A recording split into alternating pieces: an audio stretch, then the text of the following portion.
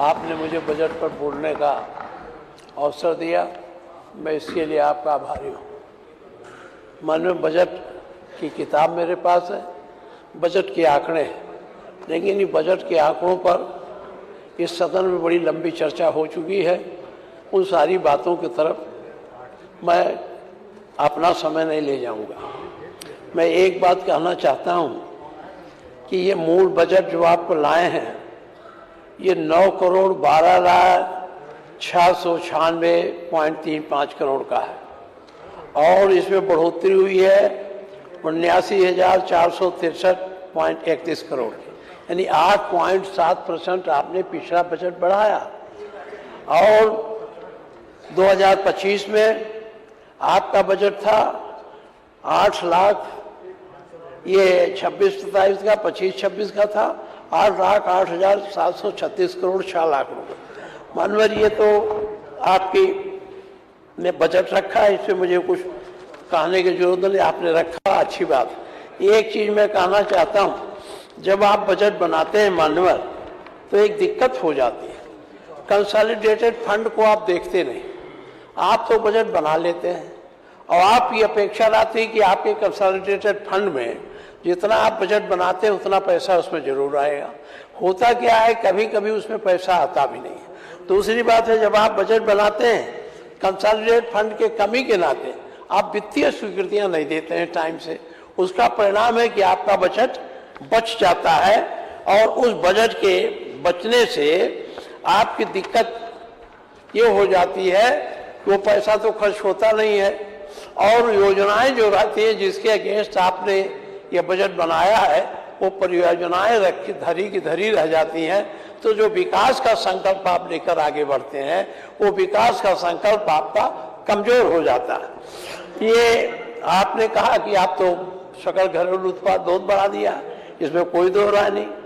हमारे पास आंकड़े हैं, हम कहें तो आपको बता दें, लेकिन हम बहुत ज़्यादा आपने ये जो सकल घरेलू राज्य उत्पाद करोड़ रुपए में है, इस समय आपका 24-25 में 30,24,621 करोड़ यानी 30.25% था, ये सकल घरेलू उत्पाद आपका।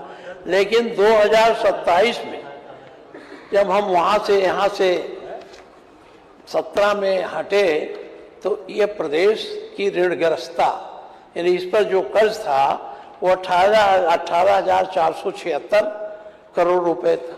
अब वो बढ़कर कितना हो गया 2026-27 में 19,41,40,047 इतना करोड़। ये तो लिखा है।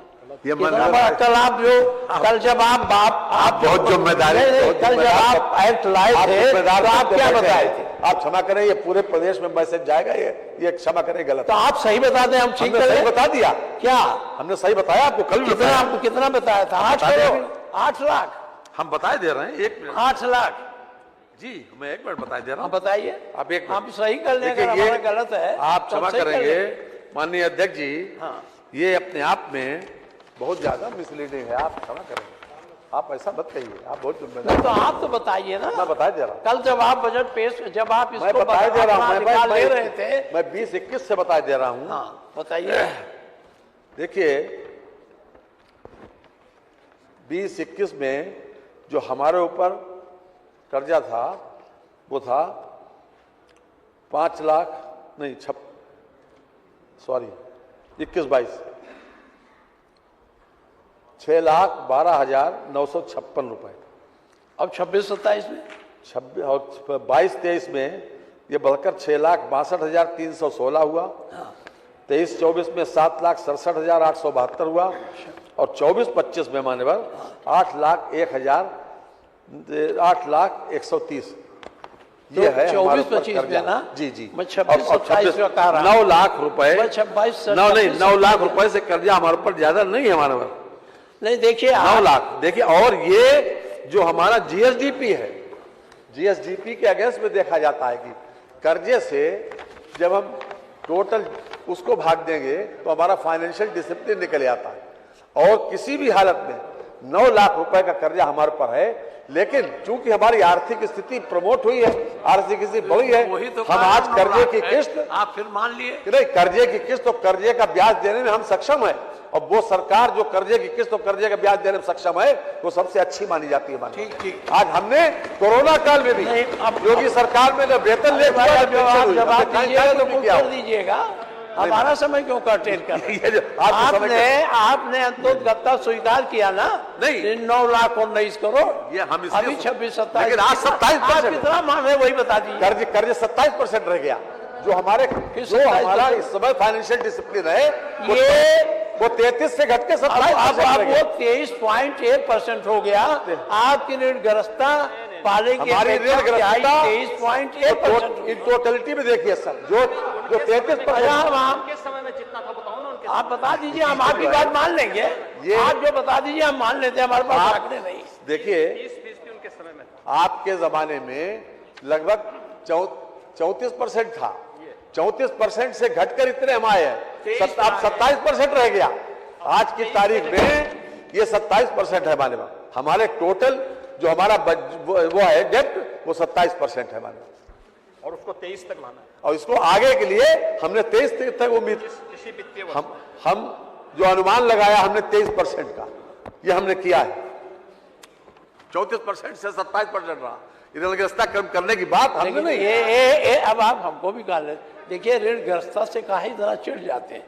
ऋणग्रस्ता तो आप कहते हैं ऋणग्रस्ता से हम विकास करते हैं, ऋण लेके विकास करते हैं, तो आप और ले लीजिए, हम कहाँ कहते हैं। इस बात को स्वीकार करने में आप क्या क्या दिक्कत होती है?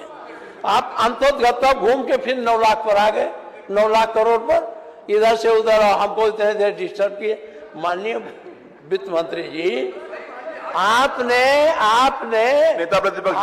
कल एक एक्ट पास कराया अनुशासन का कि हम जो है किसी भी मूल्य में सकल घरेलू उत्पाद से 30% से अधिक कर्जा नहीं लेंगे, ये आपने कल पास कराया यही। अच्छा, इसी तरह से आपने ये पास कराया अपना राजकोषीय घाटा, वो तो पहले से 3% से ज्यादा सकल घरेलू उत्पाद से, तो मैं कह ही रहा हूँ, कहाँ मैं कह रहा हूँ। और आपका जो सकल ये 26-27 में 16-17 में, छोड़िए आपको राजकोषीय घाटा बताएं, 17-18 में 42,967 86 रुपये से बढ़कर 2026-27 में राजकोषीय घाटा हो गया 1,18,480 करोड़। है कि नहीं है? है ना? सही, ये तो नहीं गलत है ना? ये पूरे जीएसडीपी का 2.898 है, 2 पॉइंट कम है, नहीं तो आप 3 पार कर जाते। ये मैं आपको नहीं बताता। आपने प्रति व्यक्ति आय में कही है, प्रति व्यक्ति आय आपने आपकी बताया 1,20,000 हमारा हो गया, लेकिन वो ठीक है। और प्रदेशों को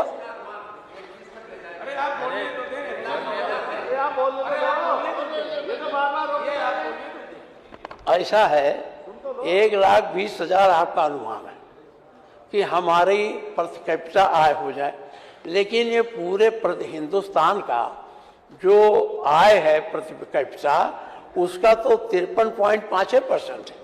आप उसके बराबर अभी नहीं पहुंच पाए। आप मान रहे नहीं पहुंच पाए, लेकिन तब का इतना ढिढोरा पीट रहे हैं, बहुत हो गए, तरक्की कर गए, आय बढ़ा दिया, पता है आप खुद स्वीकार कर रहे हैं। ठीक है, मैं आपको डिस्टर्ब नहीं करूंगा। नहीं ठीक है, हम ज्यादा नहीं करेंगे। अब वो सकल घरेलू राज बताने में बहुत समय लगेगा, उसको ज्यादा नहीं। लेकिन एक चीज आपको बता दें, सकल घरेलू उत्पाद में कर्नाटक कर्नाटक तो हमसे थोड़ा 1 लाख करोड़ कम हो गया है, लेकिन तमिलनाडु हमसे ज्यादा है, महाराष्ट्र हमसे ज्यादा है। आप तीसरे नंबर, आप अरे हम इंटरप्ट करेंगे तो आप कैसे बोलेंगे? 2 प्रदेशों से आप तीसरे नंबर पर आ गए। पिछली बार आपने बताया था कि तीसरी बार पहले बताया था, लेकिन कर्नाटक की आय उस समय ज्यादा थी, कर्नाटक का घट गया, आप 1 लाख करोड़ बढ़ गया, तो आप पूरे हिंदुस्तान में अब तीसरी शक्ति हो गए। जब आप तीसरी शक्ति हो गए तो विकास काम भी ज़्यादा होना चाहिए। हम लोग माननीय मुख्यमंत्री जी, हमारा जो समाजवादी पार्टी का बजट था वो 3 लाख करोड़ कुछ था, लेकिन हम लोगों ने कितने काम किए? हम लोगों ने उसे बहुत काम किया। अब उस कामों की सूची हम नहीं देंगे, क्योंकि आप यहाँ तो जो बोलने खड़े होते हैं वो वही 12-13 से शुरू करते हैं, ये नहीं किया वो नहीं। लेकिन आपको बताओ, उस पैसे में इकाना जैसा स्टेडियम बना, इकाना उसी में बना था। आज अच्छा चलिए मान लिया, मेट्रो चला, अब ये इलाहाबाद कोर्ट बनी, पुलिस मुख्यालय बना। आप अब हम बहुत कहाँ तक, हमारे पास 110 लिस्ट है, अगर हम पढ़ाएंगे तो बहुत समय लग गया, लेकिन ये सब उतने पैसे में बना। आप इतना बड़ा बजट लाए हैं, कोई एक बता दीजिए सिवाय एक्सप्रेस वे को छोड़कर कि आपने लोक भवन भी उसी में बना है जिसमें आप बैठते हैं। लोक भवन उतना ही बजट, आप इतना बजट लिए पिछली बार, कितना बड़ा काम कोई प्रदेश में किसी कोने में क्यों? आप जो बोलेंगे तो आप बता दीजिएगा, मैं वो नहीं कहना चाहता हूँ। दूसरी बात है कि पत्रकारिता हो गया, ये हो, अब मैं ज़्यादा, आप कितना पैसा आपने जो लिया था उसकी स्वीकृतियाँ कितनी जारी करी? मानिए हम आंकड़ा तो नहीं देंगे, लेकिन जितना बजट आपने पिछली बार पास किया, क्या उसकी वित्तीय स्वीकृतियाँ उन कार्यों के लिए जिलों में गई? नहीं पहुंची है। उतना पैसा आप खर्च नहीं कर पा रहे, उसका कारण क्या है? या तो आप कंसोलिडेट में पैसा नहीं है, कंसोलिडेटेड फंड में, अथवा आपका ये आकलन गलत हो गया है। तो बजट बनाते समय उन सारी बातों पर गंभीरता से सोचना चाहिए, जिससे आगे चल करके दिक्कत ना हो। अब मान लीजिए आपने वित्तीय स्वीकृति नहीं, मैं मानता हूँ कुछ दिक्कत होती है।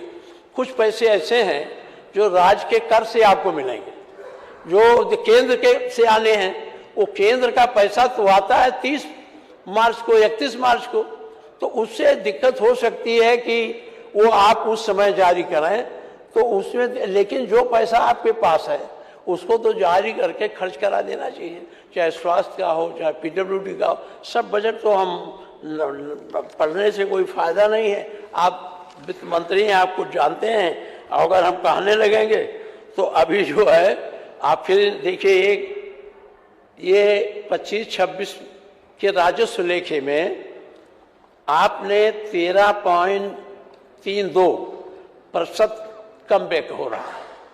राजस्व लेखे में आपने पहली बार बे कम किया है। ये राजस्व लेखे का बे कम करना बजट की अच्छाई का परिणाम है। पूंजीगत लेखे में ज़्यादा खर्च होता है तो हमारे एसेट बनते हैं, और उससे जो है वो अच्छा बजट माना जाए। आपने कम खर्च किया है। दूसरी बात है, वित्तीय वर्ष 25-26 में जो केंद्रीय कर से हमको मिलना था, राज्य का अंश 2.07 कम मिला। इसका क्या कारण? इतना प्रतिशत कम प्राप्त हुआ, कारण क्या है? आप जब अब बोलेंगे तो बता देंगे कि जो आपको केंद्रीय करों में जो आपका हिस्सा था उससे 2.07% कम आपको प्राप्त हुआ है। अब इसमें स्वीकृत बजट में कम खर्च हुआ है। अब उद्योग तथा खनिज में तो 9.91 कम हुआ, परिवहन में 12 इसको बहुत बताने से कोई फायदा नहीं, आप तो जानते हैं, आप मानेंगे भी नहीं। 2026-27 में बस 2027 राजस्व लेखे में आपने लक्ष्य रखा है 47.89% अधिक प्राप्त करने का। कैसे प्राप्त होगा? या तो आप टैक्स लगाएंगे या कोई तरीका निकालेंगे। 25-26 में 25-26 का जो बजट है उसमें बहुत सी मदें हैं जिसमें अधिक वसूली करने वाली मदें थी। जैसे राजवस्त्र सेवा कर में आपने सोचा था 79.18, भू राजस्व में आपने सोचा था 144.57, अष्टांग पंजीकरण शुल्क में सोचा था 33 ऐसे है, सब में आपने बढ़ा कर रखा था। अच्छा, अब सरकार ये वसूली जब करेंगे तो या तो महंगाई बढ़ेगी या तो टैक्स लगेगा। तो इस पर आपको विचार करना चाहिए और गंभीरता से इसे सोचने की जरूरत है। अच्छा चलिए, अरे ठीक है, आप टोकते हैं, ठीक है, हम सुधार कर लेंगे अगर हो सकता है हमारी जानकारी ना हो, क्योंकि सरकार के पास सारे आंकड़े अधिकारी हैं, अब तो छपता नहीं। वित्त मंत्री जी, आप पहले यहाँ एक सूचना की डायरी छपती थी, सूचना विभाग सांख्यिकी विभाग बताता था हमारा पर हेक्टर कितनी उपज है, हमारा पर कैपिटा कितनी आमदनी है, हम दवा पर कितना पर कैपिटा खर्च करते, एक सूचना डायरी बनती थी। अब आपने वो भी बंद कर दिया। नहीं है। अब हमको तो नहीं मिलती तो इसको खोजने की क्या जरूरत थी, लाइब्रेरी में वही बैठ के पढ़ लेते, उसको करने की क्या जरूरत थी। नहीं, बनवा दीजिए, बनवाना चाहिए। ब्याज अनुपात, यह अनुपात जितना अधिक होगा, राज्य सरकार किसी नए ऋण की सेवा प्रदान करने और अपनी राजस्व प्राप्तियों से अपने राजस्व व्यय को पूरा करने में उतनी ही कम सक्षम होगी। दूसरा यह ब्याज अनुपात निरंतर बढ़ता जा रहा है। 24-25 में 9.6% था, 25-26 में 10.4% रहने का अनुमान है, 26-27 में 9.2% का अनुमान है ब्याज का। ये अब जब ब्याज बढ़ेगा तो आप का बहुत बड़ा जो खर्च होना है वो अपने आप रुक जाएगा, इसलिए इसको भी आपको ध्यान देना चाहिए। अब मैं 2-3 बातों बजट पर फिर मैं एक बात कहता हूँ। माननीय मुख्यमंत्री जी जब आज बजट भेजते हैं, हम लोग गदगद हो जाते हैं कि बजट आ गया, मेरी सड़क बन जाएगी, और 12-1 बजे बाद जब इंजीनियर से पूछते हैं कहते बजट वापस हो गया। उसका कारण क्या है? आप जीरो बजटिंग कर देते हैं। वहाँ होना भी चाहिए, हम नहीं, पहले ये व्यवस्था थी, हालांकि मैं ही उसमें जिम्मेदार हूँ। माननीय तिवारी जी मुख्यमंत्री थे, मैंने उनसे लड़के को, हम पहले ये होता था बजट आया, अगर नहीं खर्च हुआ उसका तो दिक्कत ये होती है वो पैसा जाए कहाँ। तो पहले तिवारी जी थे मुख्यमंत्री, तो उन्होंने पर्सनल लेजर अकाउंट बनवाया था और उसमें डाल देते थे और पैसा पड़ा रहता था, 2 लाभ होता था। एक तो आपकी ट्रेजरी हाई रहती थी, जब ट्रेजरी हाई रहती थी तो आप रिजर्व बैंक से आपको पैसा बराबर मिलता रहता था। अब क्या हुआ, पैसा चला जाता है और लैप्स हो जाता है, वो योजनाएं चल नहीं पाती, वो उसमें पड़ा रहता था। हमने क्यों उठाया था? हमारे जिले में 3 अरब रुपया पीएलए में पड़ा था, प्राथमिक प्राइमरी स्कूलों का, काम नहीं हुआ। मैं बहुत लड़ा, फिर ये प्रश्न अध्यक्ष जी ने प्रश्न और संदर्भ समिति को सौंप दिया, फिर तिवारी जी मान गए कि ठीक है पीएलए में जमा करेंगे, लेकिन 1 महीने बाद उस पैसे को निकालकर हम उन कामों पर खर्च करेंगे जिसके लिए स्वीकृत अभी है नहीं। पैसा जाता है, चला आता, काम होता नहीं।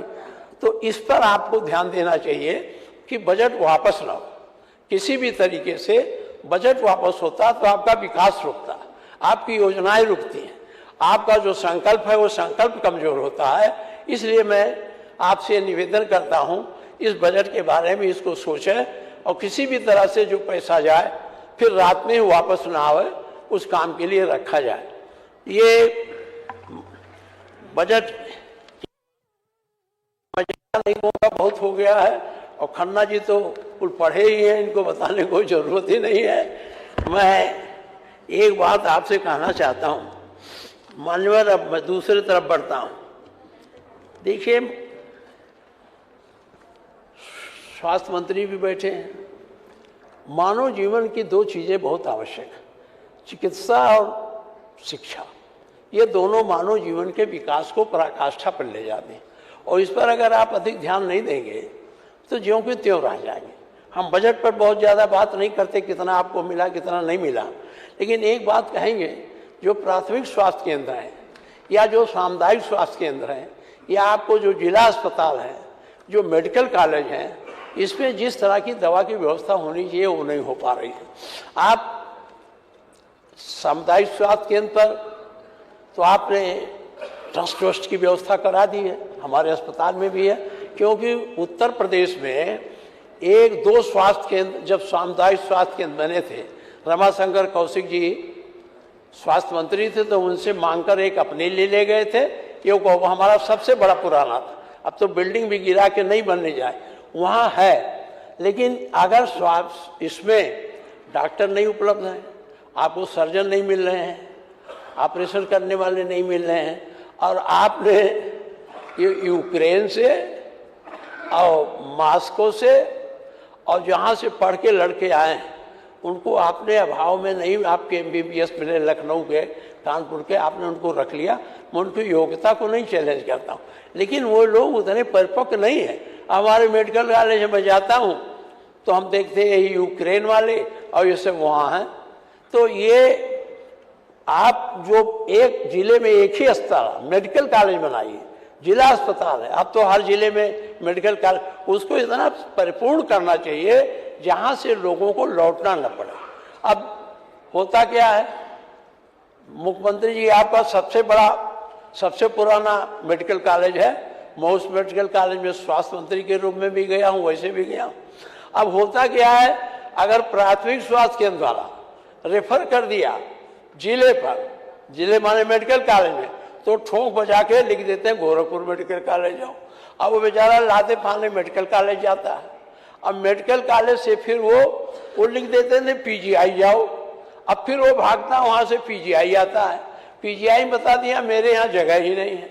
तो इस प्रकार की जो प्रवृत्ति बढ़ रही है डॉक्टर लोगों की, अब गोरखपुर तो इतना पुराना मेडिकल कॉलेज है, वहाँ तो अच्छे डॉक्टर होंगे, वो क्यों रेफर कर देते हैं? इस पर मैं आपसे ये आग्रह करता हूँ, इसको आप देखें, ये रेफर करने वाली पर पार्टी खत्म हो। दूसरी बात, आप यहाँ भी कुछ संविदा पर हैं, आउटसोर्सिंग हैं, तो बेचारे क्या करें, वो तो रोज हमसे मिलते ही हैं। अब हमारे यहाँ एड्स की देख रेख के लिए आपने कर्मचारी रखे हैं संविदा पर। होता क्या है, जब उनके अधिकारी नाराज हो जाते हैं तो पद से उनका निकालते हैं रिजल्ट और उनको बाहर कर देते हैं। तो ये जो संविदा कर्मी है स्वास्थ्य में, तो कम से कम संविदा कर्मी न रखें। अब मेडिकल कॉलेज में संविदा कर्मी, पैरा मेडिकल सब संविदा पर आएंगे तो उतनी कायदे से काम नहीं करेंगे। परिणाम क्या होता है, भ्रष्टाचार आ जाता है। अब देखिए, जो संविदा कर्मी एक्सरे के लिए है, जरा सा झगड़ा हुआ फौरन आदमी पहुंच जाता 325 बनाने के लिए। अब वो क्या करते हैं, यहाँ एक बाल रख देंगे और इसके बाद चाहे टूटा हो चाहे ना टूटा हो, एक्सरे बना के दे देंगे, रुपया ले लेंगे। तो अगर अस्थायी कर्मचारी रहेगा तो दबाव में रहेगा, वो डरते नहीं है। इसलिए मेरा आपसे आग्रह है स्वास्थ्य विभाग में कम से कम आउटसोर्सिंग और संविदा के कर्मचारी न रखिए, और चाहे जहाँ रखिए, क्योंकि ये हमारे जीवन और उसका संबंध है। इसमें इसके नाते ये होगा कि हम जो है कम से कम हमारा स्वास्थ्य ठीक रहेगा। दूसरी बात है कि आप यहाँ अब डॉक्टर तो है नहीं, मेडिकल कॉलेज आपने तमाम खोल दिया। हम आपसे रिक्वेस्ट किए, वहाँ बेहोशी वाला डॉक्टर नहीं था, ऑपरेशन कैसे हो, तो आपसे जब कहा तो आपने एक किराए का मंगा दिया, परमानेंट नहीं भेजा। वो सबके यहाँ पैसा लेके करते थे, वो आ गए। तो इस सब एक ही इस कॉलेज को, अब कितनी भीड़ है लोहिया में, कितनी भीड़ है मेडिकल कॉलेज में, अगर ये हमारे जिला अस्पताल या जिले के जो मेडिकल कॉलेज हैं ये अगर बढ़ें तो यहाँ आने की जरूरत नहीं है।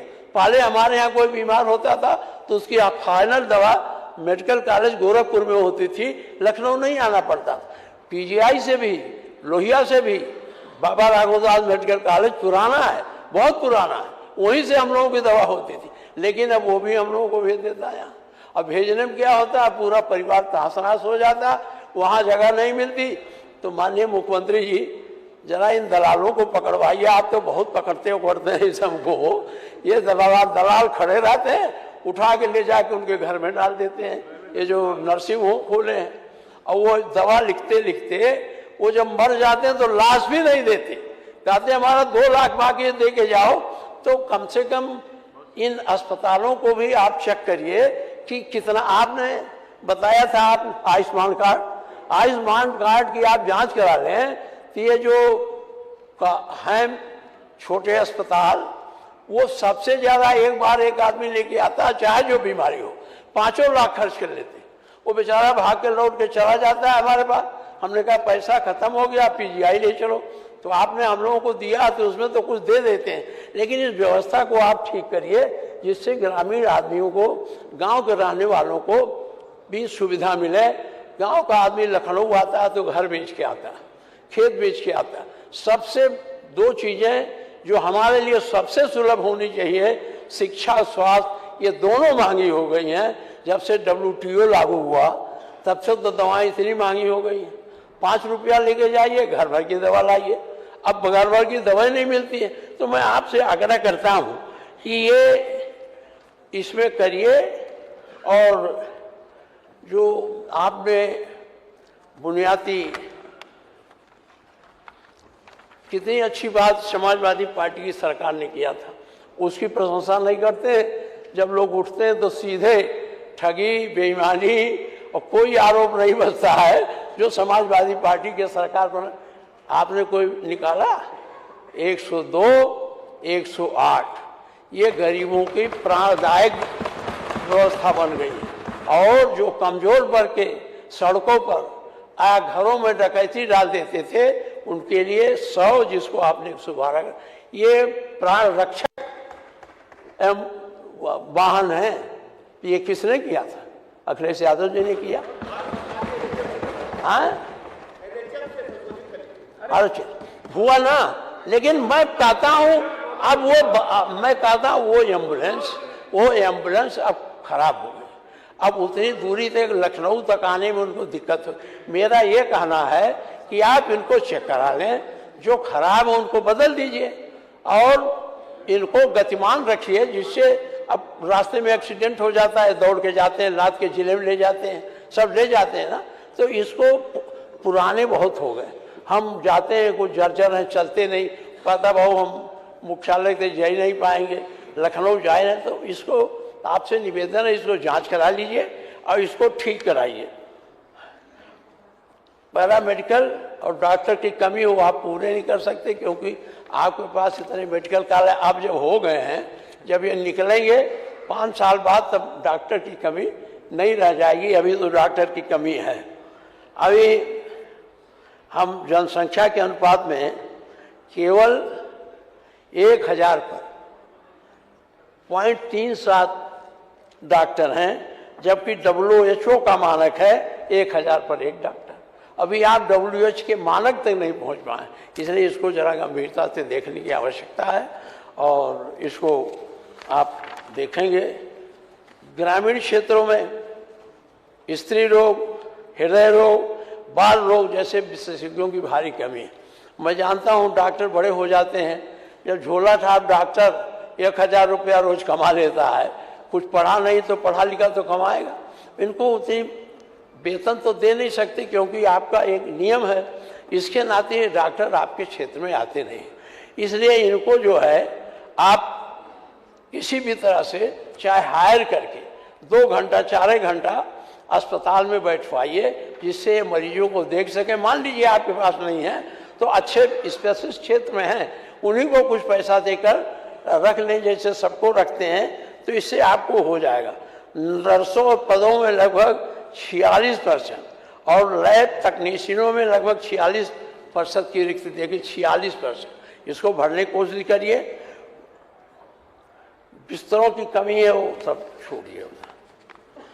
बस इतने आपको ज़्यादा कहेंगे तो वैसे आप बहुत इस समय मेहनत कर रहे हैं, तो मैं आपको नहीं दौड़ाऊंगा। आपसे निवेदन करता हूं, बाबा हंस रहे हैं मुख्यमंत्री जी, मैं आपसे इतना निवेदन करूंगा कि आप थोड़ा हम लोगों की तरफ भी आइए। अभी ये उन्नाव हरदोई न देखिए, देखिए सबसे बड़ी जटिल बीमारियां पूर्वी उत्तर प्रदेश में है, क्योंकि यहाँ पानी की समस्या है। वो पानी नहीं मिल पा रहा है जो हमारे स्वास्थ्य के लिए आर्सेनिक पानी है, कहीं ब्लॉक में कुछ है। तो वहाँ थोड़ा एक बार आप दौरा कर लेंगे और CT स्कैन और ये आप MRI तो आप सामुदायिक स्वास्थ्य केंद्र पर कुछ पहुँचा दिए हैं, इसको सब जगह पहुँचा दीजिए। ये मैं हमारे यहाँ कुछ है, इसलिए मैं झूठ नहीं बोलता ना, मैं झूठी आलोचना करता हूँ, मेरी आदत नहीं है। और इसलिए वहाँ जो सामुदायिक स्वास्थ्य केंद्र है, एक बार कोशिश करिए, जिले में तो सिटी स्कैन है, लेकिन यहाँ सिटी स्कैन हो जाए, MRI हो जाए, सामुदायिक स्वास्थ्य नहीं सब है। जो बड़े अस्पताल है सामुदायिक, जैसे हमारा सामुदायिक स्वास्थ्य केंद्र 500 आउटडोर के मरीज पर डे आते हैं, कम से कम 500। आप रिकॉर्ड मंगा के देख लीजिए, वो इटवा का इतना आते हैं। मेडिकल कॉलेज में भी आप देखिए, मेडिकल कॉलेज में कुछ ठेके पर हो गया, हमारे यहाँ के भी कुछ लोग ठेका उसमें लिए हैं, ये एक्सरे का, तो मैं उसमें नहीं कुछ कहता, ये है जब नहीं संसाधन उतरे हैं तो आप कहाँ से लाइएगा। अब इसलिए आपसे स्वास्थ्य के बारे में इतना मुझे कहा। अब मैं आता हूँ शिक्षा पर। शिक्षा में शिक्षकों की भारी कमी है। अभी मंत्री जी के एक जवाब में आया था, प्राथमिक शिक्षा, अगर प्राथमिक शिक्षा बढ़िया नहीं होगी तो उच्च शिक्षा कभी अच्छी हो नहीं सकती। हम लोग जिस समय प्राइमरी स्कूल में पढ़े थे, आप पता नहीं पढ़े कि कॉन्वेंट में पढ़े, हम तो बोरा वाले स्कूल में पढ़े, जहाँ अपना बोरा ले जाओ, बिछाओ, पढ़ो। लेकिन जो उस समय ज्ञान मिलता था वो आज नहीं हो पा रहा है। एक प्राइमरी स्कूल के बगल में जब लड़के रोजगार नहीं पाते हैं तो एक छप्पर रख के कॉन्वेंट टाइप चला देते हैं, मान्यता नहीं मिलती है, उनका रोज दिक्कत होती है। वो बेहतर पढ़ाई करते हैं आपके प्राइमरी स्कूल से। आपने अब कंपोजिट विद्यालय खोला है, लेकिन वो भी 2 ही खोला है जिले में कंपोजिट विद्यालय। अब मुकाबला करना पड़ता है, तो ग्रामीण स्तर का बच्चा, जो पिछड़े वर्ग के लोग हैं, गरीब लोग हैं, जो इन स्कूलों से पढ़ के आते हैं, इन कॉन्वेंटी स्कूलों से जब उनका मुकाबला पड़ता है तो कमजोर हो जाते हैं। तो आप कहते हैं इनका नंबर ही नहीं आया, नौकरी कहाँ से, पढ़ने की सुविधा देंगे नहीं और नौकरी में कहेंगे इसका नंबर नहीं आया। इसलिए इस व्यवस्था को थोड़ा सुधार करें। क्यों आप 70,000 देते हैं, कभी कोई प्राइमरी स्कूल का टीचर 1 लाख पाता है, वो 1 लाख पाता है, 3-4 हजार वाले लड़के इतना बढ़िया पढ़ाते हैं, क्यों नहीं पढ़ाता। आपने शिक्षा, खंड शिक्षा कहाँ है मंत्री जी? नहीं है। खंड शिक्षा अधिकारी, खंड शिक्षा अधिकारी रखे गए, उनकी देख रेख के लिए रखे गए। तभी हम तो परेशान थे, मैंने बड़े मेहनत से जाके छुट्टी पाए, सब पश्चिमी उत्तर प्रदेश के लोग, और नोएडा, सहारनपुर, गाजियाबाद, पूरे हमारे सिद्धार्थनगर में पहुंच गए थे। बड़े और लड़के पहुंचते, लड़कियां पहुंच गई थी, परेशानी थी। तो मंत्री जी से कहा, बाबा जी ने कुछ रुपये, वो चले गए वहाँ। अब वो जगह रिक्त है। हमारे गांव में भी एक शिक्षा मित्र है, हमारे गांव के स्कूल में नई मास्टर हैं। अब मंत्री जी से कहता हूँ तो कहते हैं हमारे पास शिक्षक बहुत भरे पड़े हैं। अभी आपने अपने जवाब में ही बताया परसों, कई हजार शिक्षक खाली। तो जब तक प्राइमरी बुनियाद नहीं ठीक हो गई, तब तक उच्च शिक्षा आप बेहतर नहीं कर सकते हैं। और उच्च शिक्षा हमारे इन्वेंशन के लिए, हमारे आविष्कार के लिए, हमारी संस्कृति को, हमारी धरोहर को, हमारे ज्ञान को ऊर्जा देने के लिए आवश्यक है। तो ये बच्चे वहाँ जाके नहीं पढ़ पाते हैं।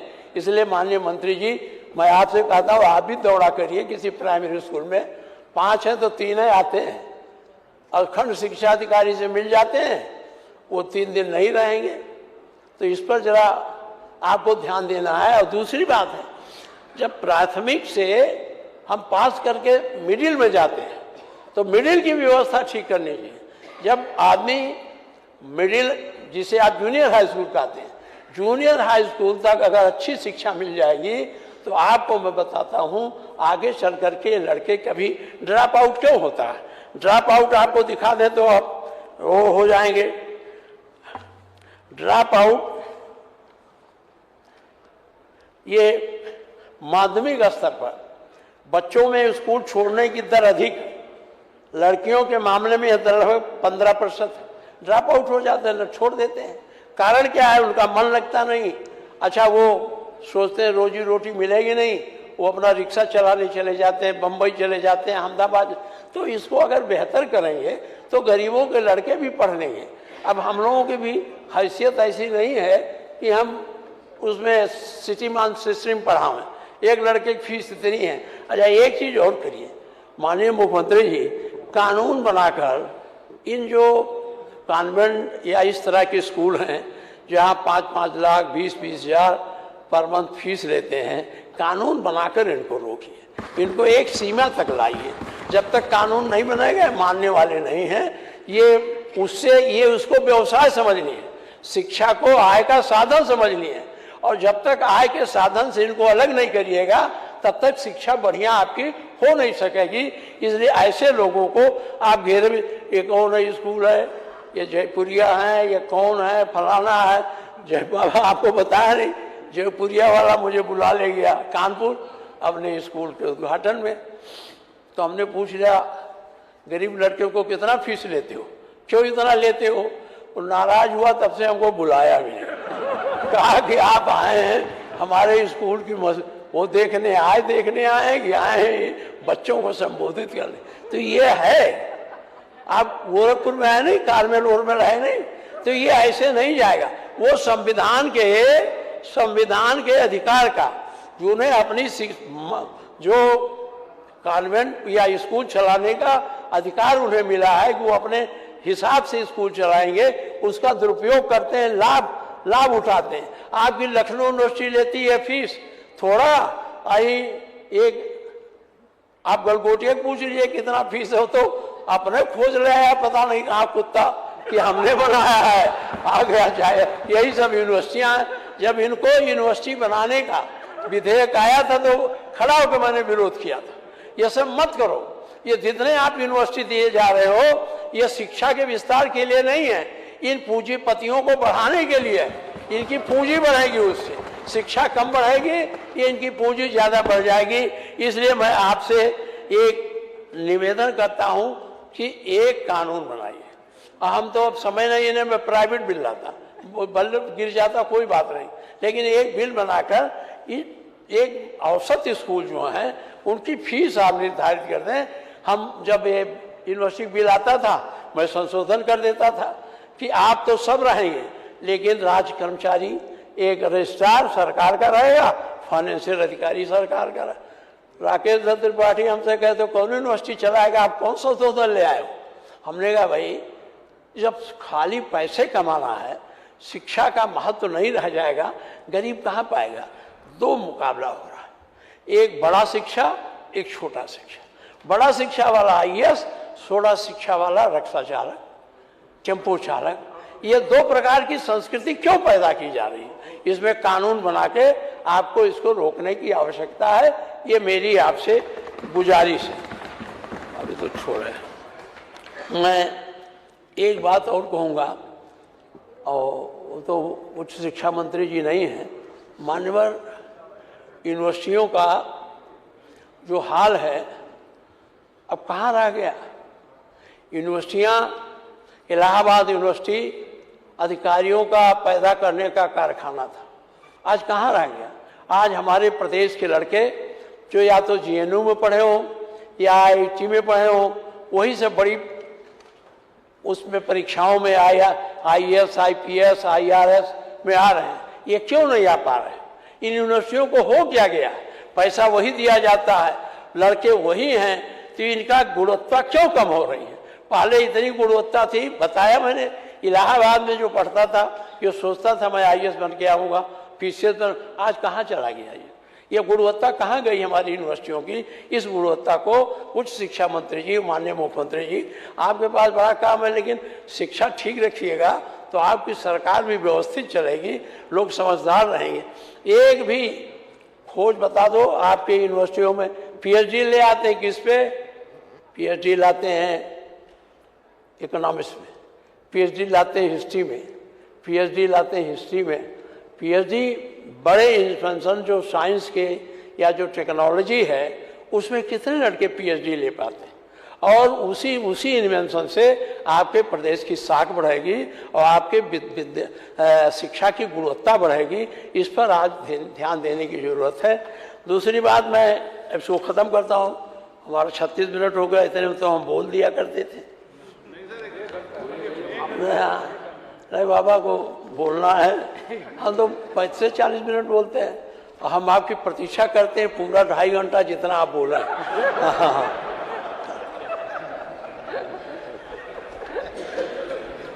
मास्टर, ये बेरोजगारी पर काफ़ी बात हो गई है, मैं उस पर ज़्यादा नहीं कहूँगा। ये अभी राजभर जी हमारे साथियों के बीच में बेरोजगारी पर बात, मानवर बेरोजगारी सरकारी नौकरियों से नहीं आएगा। बेरोजगारी स्वरोजगार, औद्योगिक विकास, इस सब से जाएगा। अब पलायन की बात कर रहे थे, हम लोग दुर्भाग्यशाली हैं। अब बाबा जी वहीं मुख्यमंत्री जी वहीं चले गए कि पूर्वी उत्तर प्रदेश इतना पलायन किया, जो मॉरिशस गया मैं तो वहाँ पता चला कुल गोरखपुर और बलिया के भरे हैं। फिजी गया तो वहाँ यही लोग भरे हैं। अरे त्रिनिदाद कहाँ है, पनामा से जाना पड़ता, वहाँ भी यही के लोग भरे हैं। तो ये पूर्वी उत्तर प्रदेश पलायन का आधार बना था। माननीय मुख्यमंत्री जी, आप निवेश बहुत ला रहे हैं। मैंने उस दिन भी आपसे कहा था ये निवेश जरा हम लोगों के जिलों में लाइए। जो कमजोर जिले हैं, जिनको आप दूसरे दृष्टि से कहते हैं, इन जिलों में पूर्वी उत्तर प्रदेश में अच्छा काम किया आपने, मैं उसको जानता। हम लोग जब पढ़ते थे गोरखपुर यूनिवर्सिटी, तब कारखाना खुला था खाद का, बंद हो गया था, आपने चालू करा दिया। अब वो खाद के कारखाने से हमको खाद, उर्वरायुक्त खाद मिलती है, और वो खाद जो वहाँ से निकल कर गोदामों में साल भर पड़ी रहती है, उसकी उर्वरा शक्ति कम हो जाती है। लेकिन दुर्भाग्य गोरखपुर की खाद हम लोगों को मिलती नहीं, पता नहीं कहाँ चली जाती। आपसे मैं आपका ध्यान आकृष्ट करता हूँ कि जो गोरखपुर फैक्ट्री है, इसकी सप्लाई पूर्वी उत्तर प्रदेश में भी करवाएं। पूर्वी उत्तर प्रदेश में रहेगा तो हम लोगों को ताज़ी खाद मिलेगी और हम लोगों को उसमें सुविधाएं भी रहेंगी। ये काम आपने किया, इसके लिए तो मैं आपको धन्यवाद देता हूँ। ये काम इसी तरह से पूर्वी उत्तर प्रदेश में जो हमारा हथकरघा था खलीलाबाद में, आप जानते हैं सब मंडल में, गोरखपुर और बस्ती मंडल में सबसे ज़्यादा बुनकर थे। सूत की उनकी समस्या थी। उसके लिए पुरानी सरकार ने, जो भी रहे हो, कांग्रेस हो कोई रही हो, उसने हथकरघा मिल स्थापित किया। आज वो मिल पता नहीं कहाँ चली गई। अगर आपने खाद के कारखाने को चालू कराया तो इसको भी चालू करा दीजिए। हथकरघा मिल को अगर बना देंगे, इनको सूत लेने के लिए बहुत दिक्कत होती है, वो टूटी फूटी अवस्था में पड़ा है, उसको आप करा देंगे तो पूर्वी उत्तर प्रदेश के लोगों को सूत जो बुनकर हैं आसानी से कम दाम पर वहाँ मिल जाएंगे। मानवर, एक निवेश के लिए मैंने आपसे कहा, एक काम और आपसे कहूँगा, आप निवेश बताते हैं और हमको बताते हैं यहाँ आ गया, यहाँ आ गया। मैंने आपसे निवेदन किया था, एक लिस्ट हमको भी दे दीजिए, क्योंकि हम जाएं, हम तो बड़े घुमक्कड़ हैं, हम जाएं तो देखें तो कहाँ लग रहा है, कहाँ बन रहा। हाँ, हम जब गोरखपुर से निकलते हैं बनारस की तरफ या बड़हलगंज की तरफ, तो आपका वहाँ 2-4 दिखाई देता है। एक बहुत बड़ा आप वहाँ स्टेडियम बना रहे हैं, उसको गोरखपुर में बनाना चाहिए। उतनी दूर बना रहे हैं स्टेडियम, मैंने देखा है, वहीं आपने बनाया है। तो ये जो उद्योग धंधे हैं, बिना उद्योग धंधे के और बड़े उद्योग से रोजगार नहीं सृजन होगा। उद्योग छोटे उद्योग से होगा। चाइना ने इसी बहाने से अपने लोगों को रोजगार दिया, दुनिया की संपत्ति कमा ली, जबकि 1978 में उसकी आर्थिक स्थिति हमसे अच्छी नहीं थी। और हम आज कहाँ चले गए, चीन हमसे कहाँ चला गया। ये तो निक्सन की देन थी, निक्सन ने उनको सब सुविधा उपलब्ध करा दी। तो आप कुटीर उद्योग, जो छोटे उद्योग हैं, बुनकर हैं, कालीन उद्योग है, इन सब उद्योगों पर भी विशेष ध्यान, हम नहीं कहते कि नहीं ध्यान देते हैं, लेकिन इसके लिए अलग से बजट भी दीजिए, जिससे बढ़े, ये हमको रोजगार देने वाले हैं। एक अब मैं पर्यटन पर बात करूंगा। बेरोजगारी का तो मैंने कहा, हम तो खुद ही जाते हैं वोट मांगने पर। आप तो अब की नहीं गए थे, मैं गया था वहाँ बम्बई। आपका था कि आप आएंगे, बड़ा लोग प्रतीक्षा कर रहे थे। ये बम्बई, अहमदाबाद, गुजरात का बहुत, मद्रास, हैदराबाद, ये सब इसी हम ही लोगों से भरा पड़ा है। अगर ये मजबूर, आप उनकी कठिनाइयाँ सोचो। एक लड़का जिसकी शादी होती, अपने जवान बीवी को घर छोड़कर 3-3 साल, 4-4 साल पर वहाँ पड़ा रहता है। अगर यहाँ उद्योग होते तो यहाँ वो नौकरी करके 4 पैसा कमा, वहाँ वो उद्योग थोड़े करते, मजदूरी करते, मेहनत करते हैं। और उनके कष्ट को आप बहुत ला रहे हैं उद्योग। तो ये उद्योग नोएडा में जा रहे हैं और किसी दिन कभी दिल्ली सरकार की नज़र खराब हुई तो नोएडा अपना लेगी, वो आपके पास भी नहीं रह जाएगा। मुझे बहुत शंका लगती है जब नोएडा जाता हूँ कि ऐसा ना हो ये प्रधानमंत्री जी की नज़र पड़ जाए, क्योंकि आप लोग एक है इसलिए नहीं पढ़ेगी, अगर कोई दूसरा होता तब पढ़ भी सके। तो ये आप रोजगार के अवसर सृजित करने के लिए आप ये छोटे छोटे कुटीर उद्योग आप जैसे SME वो बताते हैं वो सही है। अब आप कहते हैं हम बहुत अच्छा काम आपने किया। मैं 5 लड़कों को लेके बैंक में गया कि भाई माननीय मुख्यमंत्री जी का है, आपने कुछ दिया है कि नहीं? हम नहीं दिया। तो हमने कहा इनको दे दो, तो ये कहे कि हम दे देंगे। तो लड़कों को भेजा, कहा जाओ उद्योग से कुछ लाओ। तो ठीक है, उद्योग से ला। अब वो गांव के लड़के उद्योग क्या जाने, अब वो गांव में गाय है भैंस है यही कुल, और वो तो कुछ हमने कहा कि गाय का दूध लाओ और वो बनाओ पनीर बनाओ और पनीर बेचो। मैंने 5-7 लड़कों को जो पढ़े लिखे थे तैयार किया। बैंक लोन नहीं दिया, कहा पनीर के लिए लोन नहीं है, आप कोई उद्योग लगा।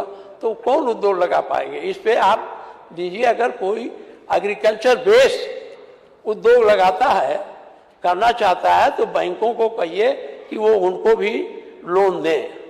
अब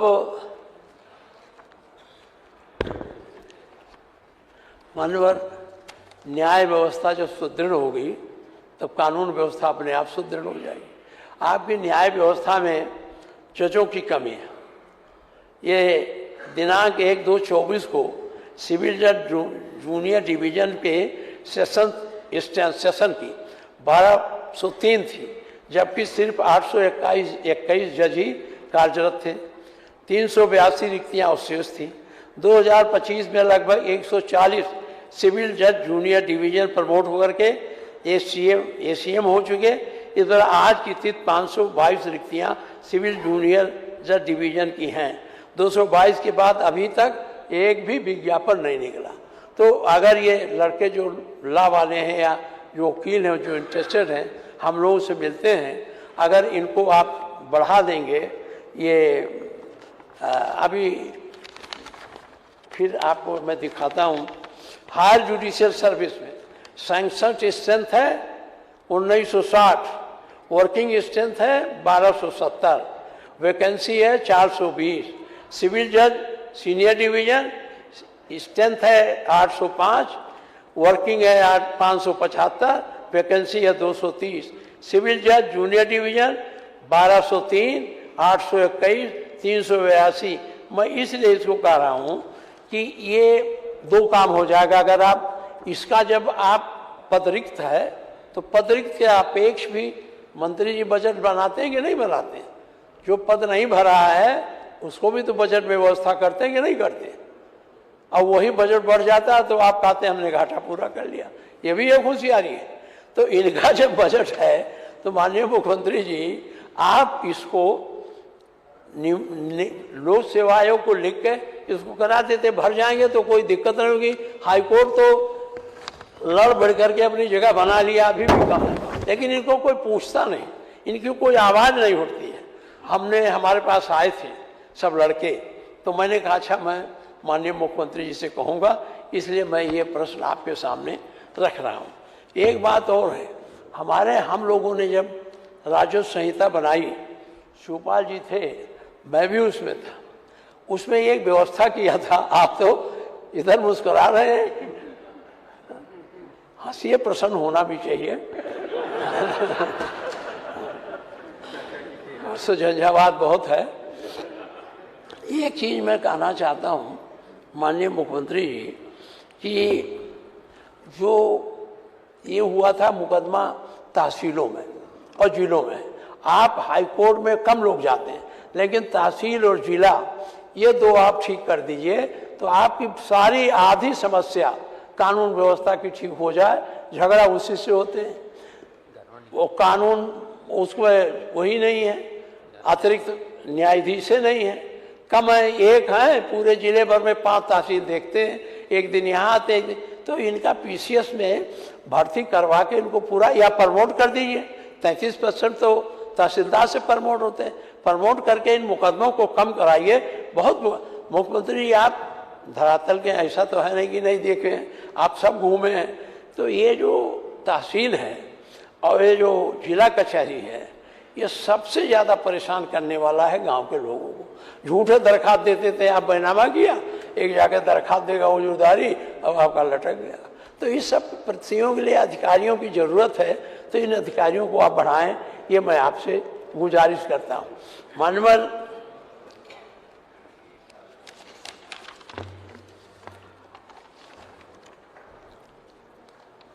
संविदा कर्मचारियों को तो कह ही चुका, कोई पता नहीं। अब मैं आपको किस विज्ञान केंद्र की तरफ ले चल रहा हूँ। आपके पूरे प्रदेश में 50 वर्ष कृषि विज्ञान केंद्र के पूर्ण हो गए हैं और 5 वर्ष 100% बजट इनको आईसीआर दे रहा था। अब 50% आईसीआर एवं राज्य सरकार को भार वहन करना है और एनपीए दृष्टियार राज्य सरकार देती है। 215-16 से कृषि विज्ञान केंद्र के कर्मचारियों को पेंशन दृष्टियार प्रदान नहीं किया जा रहा। कृषि विज्ञान केंद्र के वैज्ञानिकों की सेवानिवृत्ति आयु 62 के घटाकर 60 कर दी गई, जबकि अन्य प्रदेशों में 65 से 62 है। ये कृषि विज्ञान केंद्र हमारे यहाँ है और वो आचार्य नरेंद्र देव यूनिवर्सिटी से संबंध है। माननीय भानु प्रताप सिंह जी थे, भारतीय सरकार में कृषि मंत्री थे, तो उन्होंने इसको खोला था। ये लोग वहाँ, इनको हमारी जब सरकार थी तो इनको 50-60 एकड़ भनवापुर में इनको उनकी ज़मींदारी का सीलिंग में निकला था, इनको दिला दिया गया था। वहाँ ये खेती करते हैं, बीज पैदा करते हैं और लेकिन इनको वो सुविधाएं नहीं मिल पा रही हैं जो दूसरे और जिलों और प्रदेशों में हैं। इसलिए मैंने इनका आपका ध्यान इनके तरफ आकृष्ट किया।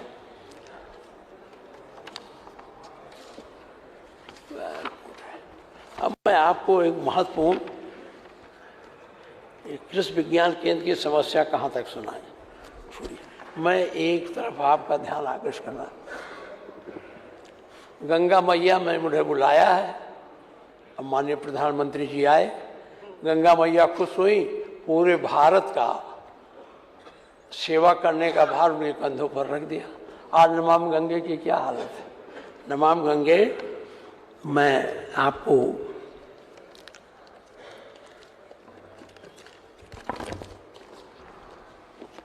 नमामि गंगे में 40,000 करोड़ का था और उसमें आपको 14,000 करोड़ आपने इस पुस्तक में लिखा, 13,000 करोड़ हम जानते हैं मिला। और आपकी जो परियोजनाएं थी वो अभी पूरी नहीं हुई। उन परियोजनाओं को पूरा करने की आवश्यकता है। अगर आप पूरा कर देंगे तो गंगा मैया शुद्ध हो जाएगी। आप जानते हैं गंगा न केवल हमारी नदी है, हमारे देश की जीवनदायिनी जीवन धारा है। मरते समय भी आदमी ये सोचता है कि मरते पहले एक बूंद गंगा जल मेरे मुंह में चला जाए और उससे हम जो है स्वर्ग प्राप्त कर लेंगे। अब गंगा की क्या हाल है। गंगा का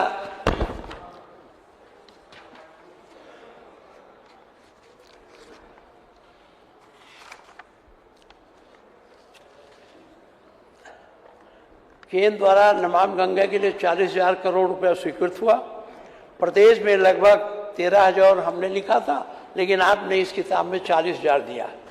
2014 से अब तक 400 से अधिक परियोजनाएं देश भर में मंजूर हुई। सीवेज और प्रदूषण की स्थिति, गंगा में रोजाना लगभग 3,000 mld मिलियन लीटर गंदा पानी पर दिन गिरता है। उत्तर प्रदेश में 1,000 मिलियन लीटर से अधिक सीवेज गंगा में जाता है। कानपुर, वाराणसी और प्रयागराज में कई नाले आज भी सीधे गंगा में गिर रहे हैं। उत्तर प्रदेश में 100 अधिक सीवेज और घाट परियोजनाएं स्वीकृत, कई योजनाएं अभी भी अधूरी, ये पूरी क्षमता से काम नहीं कर रहे हैं। कई स्टेप बनने के बाद भी सीवेज नेटवर्क अधूरा होने से लाभ नहीं मिल रहा। पानी की गुणवत्ता प्रदूषण, केंद्रीय प्रदूषण नियंत्रण बोर्ड के अनुसार कई स्थानों पर बीओडी मानक से अधिक पाया गया। कई जगह गंगा का पानी अभी भी स्नान योग्य स्तर तक नहीं पहुंचा। माननीय मुख्यमंत्री जी, इसको आपको गंभीरता से सरकार को इसको देखना चाहिए। जिस गंगा ने आपको पूरा देश दे दिया, जिस गंगा ने पूरी सत्ता सौंप दी, और गंगा मैया आज इस गंदगी से बिलख रही हैं, उसको ठीक कराने की जिम्मेदारी, उसको साफ कराने की जिम्मेदारी सरकार की है। ये भी नहीं कि बजट नहीं, बजट है, केवल देख रहे नहीं है, सुपरविजन नहीं। सुपरविजन हो जाए तो ये ठीक हो जाएगा। इसलिए नमामि गंगे में मैं आपका ध्यानाकर्षण करता हूँ और चाहता हूँ कि इसको आप जो है चलाना देखें।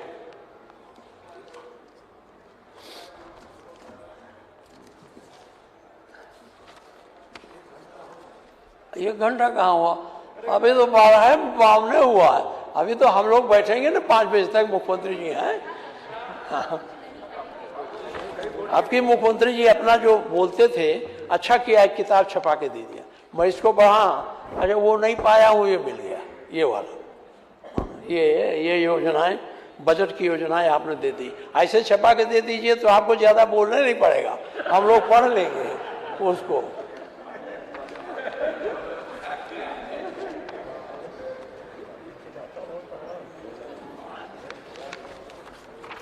कौन विषय छूटा तो नहीं कोई? सिंचाई परियोजना पर मंत्री जी बैठे हैं। मैं ज़्यादा नहीं कहूँगा कि सिंचाई पर काफ़ी बात हो चुकी है। शिवपाल जी ने, आपने काफ़ी वार्तालाप करके ठीक कर दिया। एक बार कहेंगे हम आपसे, पूर्व मुख्यमंत्री जी भी जानते हैं हम लोग, ये पूर्वी उत्तर प्रदेश दैवीय आपदा से हमेशा ग्रस्त रहता है। अगर बाढ़ नहीं आई तो सूखा आ जाएगा, और सूखा नहीं हुआ तो बाढ़ आ जाएगी, और बाढ़ में जो कुछ हम परिश्रम करते हैं सब बर्बाद हो जाता है 1 मिनट में। आपके तटबंध हैं। मैं आज यहाँ से मैं पूर्व सरकार के मुख्यमंत्री वीर बहादुर सिंह को आभार प्रकट करता हूँ कि उन्होंने हमारे क्षेत्र में बहुत तटबंध बना दिए थे, जिससे मेरे कुलगांव में अभी भी ऐसा है। आप देख रहे हैं शाहपुर और भोजपुर, आपसे जब मैं कहता हूँ तो आप में कोई कमी नहीं है। आपका चीफ इंजीनियर भी मेरे पास आ जाता है, असिस्टेंट इंजीनियर भी आ जाते हैं। मैं पूछता हूँ ये जो है कट, इसको बंद क्यों नहीं करती हो? जब पैसा है तो आपको इसको बंद करना चाहिए। पैसे की भी कमी नहीं बताते, कहते मेरे पास पैसा, काम हो ही नहीं रहा। किसान जमीन देने को तैयार है, वो जमीन दे दिया और वो जमीन लेकर के भी वो बनाते नहीं। इसलिए मंत्री जी इसको पढ़ो, आपको दो। लेकिन आप कई बार भेजे, आपके चीफ इंजीनियर मैं लेके गया, क्यों नहीं बन पा रहा है ये? और उसके नाते आप जानते हैं बाढ़ में जब आता है बाढ़, तो आप बता रहा हूँ मजबूर हैं वो लोग, और वो सब छत पर बैठते हैं। गरीब आदमी झोला झंडी लाद के कहीं ऊंचाई पर चला जाता है, और केवल 7-8 कट है, उसको आप भरा दें। वो इंजीनियर कहता मेरे पास पैसे की कमी नहीं, फिर क्यों नहीं बनाता? अब देखिए, एक गांव मेरे क्षेत्र में बेतनार कट रहा था, नदी वहां से 3 किलोमीटर चली गई, और इसने वो बना दिया डैम, वो कट रोकने के लिए बड़ा भारी। हमने कहा इसी पैसे से बना दो। तो थोड़ा आप इस पर ध्यान देते तो पूर्वी उत्तर प्रदेश सुधर जाता। दरअसल पूर्वी उत्तर प्रदेश से सभी नदियाँ नेपाल के रास्ते से आती हैं। नेपाल में पानी जब बढ़ता है तो हम पूरब के लोग डूब जाते हैं, और उस डूबने के नाते हमारी फसल चली जाती है। अब वो पहले बड़ी योजनाएं थी, अब नहीं हो पाएगी। भालू बांध परियोजना थी, जलकुंडी परियोजना थी, जो पंडित नेहरू के टाइम में बनाई गई, लेकिन नेपाल से सीधे हमारा संबंध नहीं हो पाया। मैं खुद गया था, शिवपाल जी को लेके गया था, मिनिस्टर है, वहाँ के अधिकारियों, अगर वो बन जाता। अब बाबा चाहें तो दोनों जगह के गुरु हैं, उत्तर प्रदेश के तो वही हैं, नेपाल के भी गुरु हैं। ये चाहें तो वहाँ राजा तो अब है नहीं, अब तो दूसरे हैं। तो वो जब योजनाएं नहीं चलेंगी, जब तक उसको नहीं, तो बंधे से कब तक पानी रोकेंगे? बंधा तो काफ़ी अब पानी आएगा, कट जाएगा। एक चीज़ और कह करके आपसे अपनी बात बहुत ज़्यादा नहीं कहूँगा, ख़त्म करना चाहता हूँ। हाँ, रुको जी, अरे रुको भाई, माननीय जी, माननीय, अब अरे एक मठ बनाओ, आपको इसे पहनो, बस बड़ा भारी महंत हो जाओ, उसमें काम रहेगा, आपको अच्छा रहेगा। हाँ, लेकिन आप तो आर समाजी हैं, इसको तो मानते नहीं। अच्छा ठीक है, बना दे। अब साहब हम कितना कहें, आप लोग सब कह चुके हैं, हम तो बहुत शिकायत करने नहीं आए। ये चली चला का बेरा है, तो बताने आए हैं कि सजग हो जाओ।